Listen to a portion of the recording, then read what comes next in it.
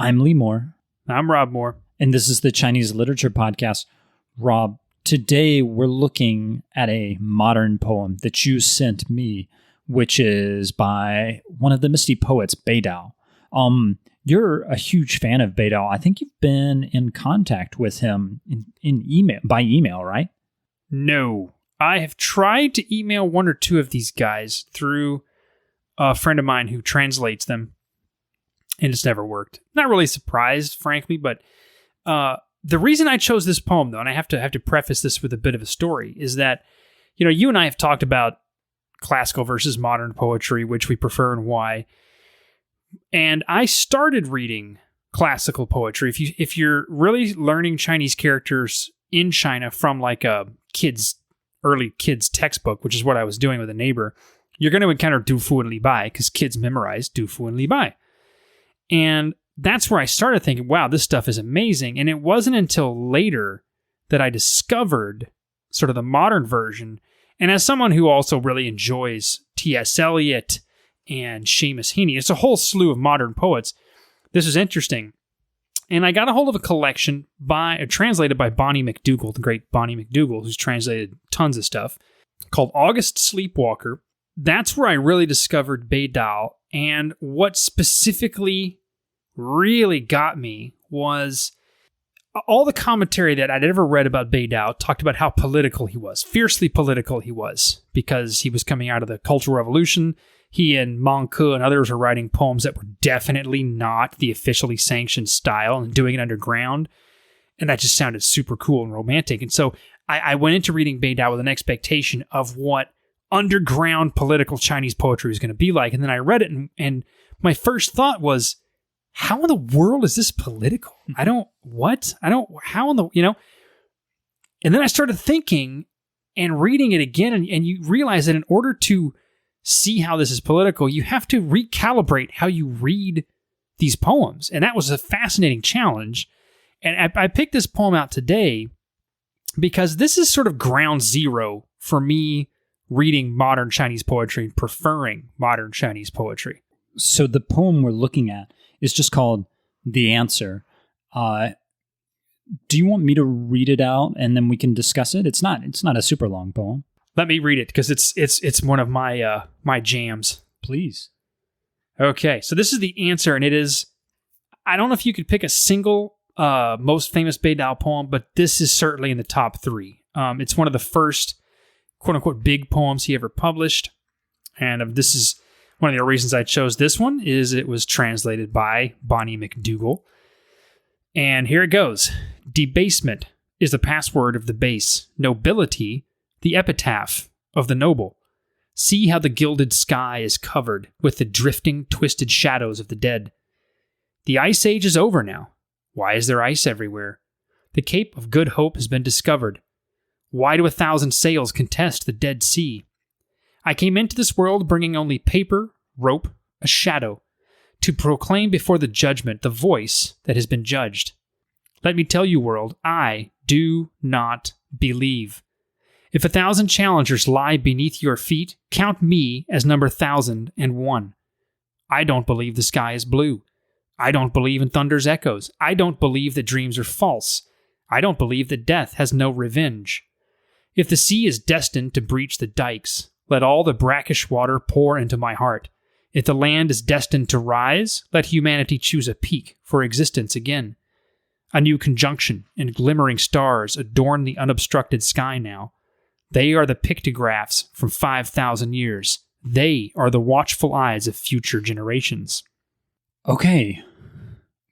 I don't even know how to start to unpack this. Rob, so this poem was written in the 1980s? The poem was written in 76, so the year the Cultural Revolution ended. Bei Dao and Meng Ke and the others had been writing poetry before this.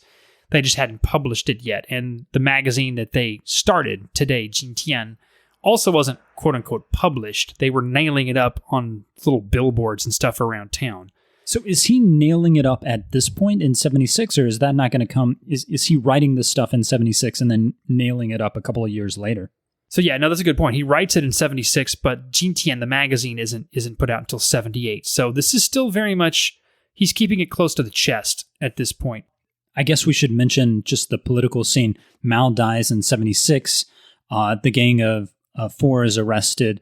Hua Guofeng is the titular head of China.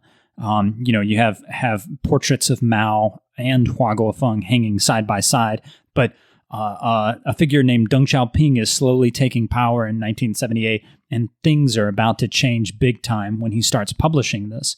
So help me take this poem apart, Rob. So there's just a ton going on here. I want to, though, draw attention to one line, which in Bonnie McDougall's translation, I'm just going to read out how it looks on the page. I do not believe ! And it is that way in the Chinese as well. It's 4 characters with the dash in between. So that is not done in Chinese poetry. You don't have character dash. That's just really, really weird. It seems as drastic as the move in some of Lu Xun's works to have English introduced in his text in the 1920. Like with the most famous one is, of course, AQ. He has the English words for that. Early Chinese poetry, pre-modern Chinese poetry, didn't really have punctuation.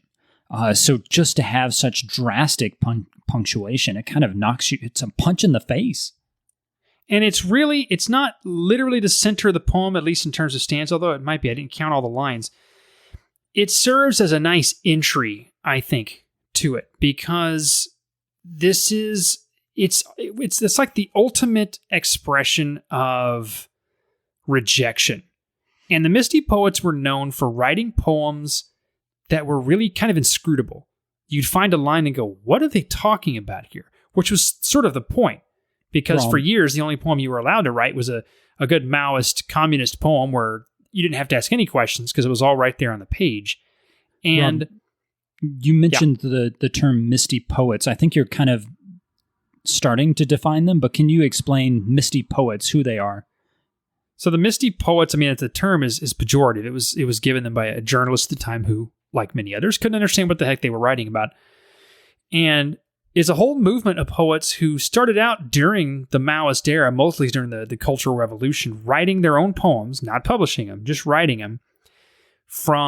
They managed to get hold of bootleg translations of people like T.S. Eliot, William Faulkner, writers who were sort of in the avant-garde in the U.S. in the past and not so much anymore. And they started modeling a new poetry style off of that, intentionally not making sense, or making sense in a very different way. Intentionally not writing the way you were supposed to in Maoist China. And they were called Misty because it just seemed very unclear and murky what they were writing about. And you can kind of see that here. Even in the English translation, you have things like, to proclaim before the judgment the voice that has been judged. You'd have to really think about that. You can't just read it and go, oh, I see what he's talking about. Before this, so I think you were mentioning this before I interrupted you. Maoist poetry, the way you wrote Maoist poetry was you made it as clear as possible. It had to be clear enough so that a dude farming a field who didn't have much education could get it. He could hear it, he could understand it, and it would push him to do something ideologically, work harder for the Chinese Communist Party, whatever. There's none of that here, right? This is the opposite of that. There's that one line about I do not believe is an interesting one because it's supposed to be in response to the world, but of course you can easily see it as a response to Mao and the Maoist regime. And that's a very defiant ending to that stanza to say, if 1,000 challengers lie beneath your feet, count me as number 1,001. Now that's interesting. This is a good example actually of how mystery poetry is so successful, because on the surface it looks like he's saying, I'm going to challenge you. But notice that it says, if 1,000 challengers lie beneath your feet, I'm going to be number 1,001 to what? Lie beneath your feet? It's almost like he's saying, I don't even really expect to succeed, but I don't really care either.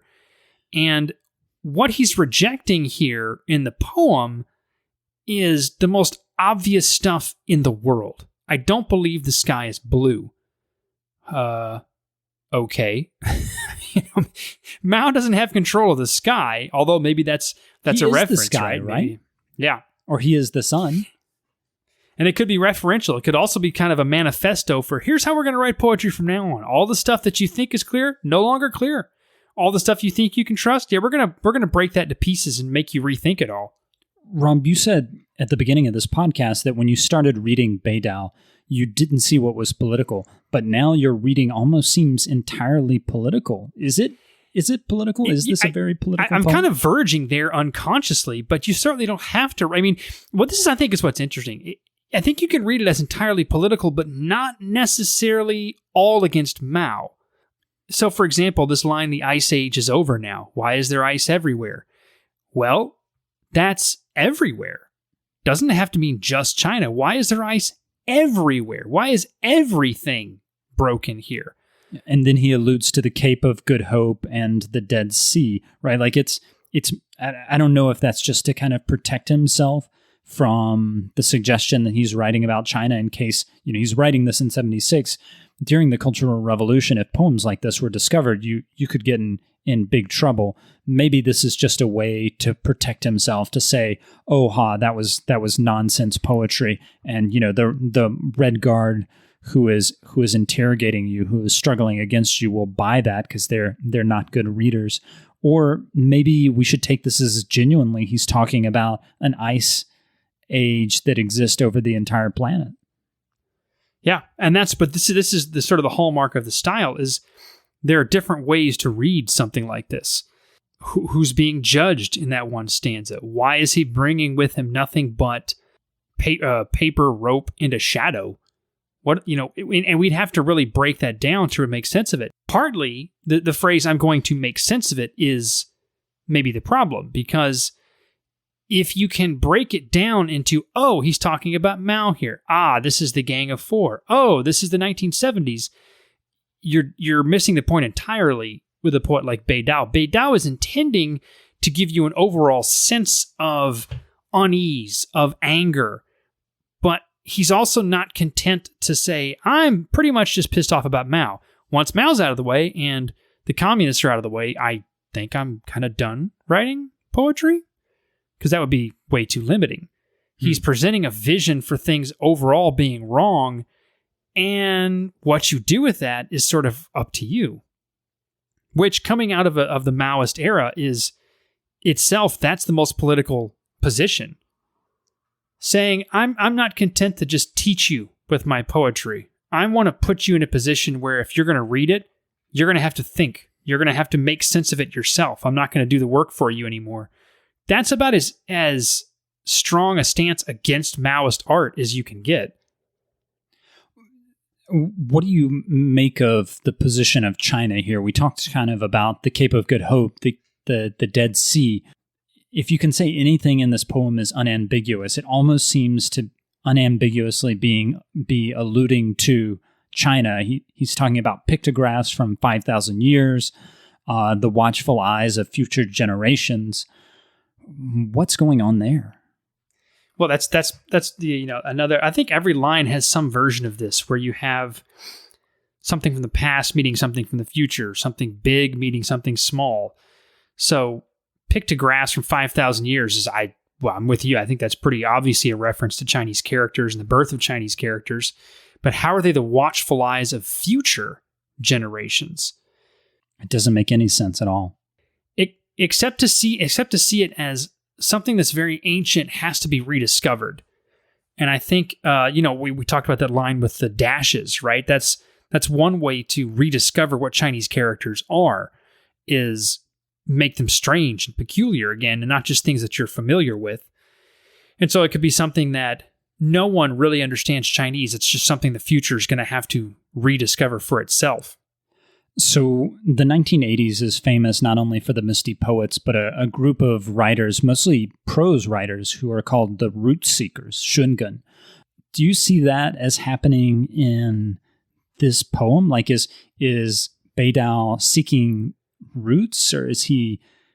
I was going to say gesturing towards that, but he can't really gesture towards that because that hasn't been published. And as far as I know, he's not reading any of that stuff at the point that he's writing.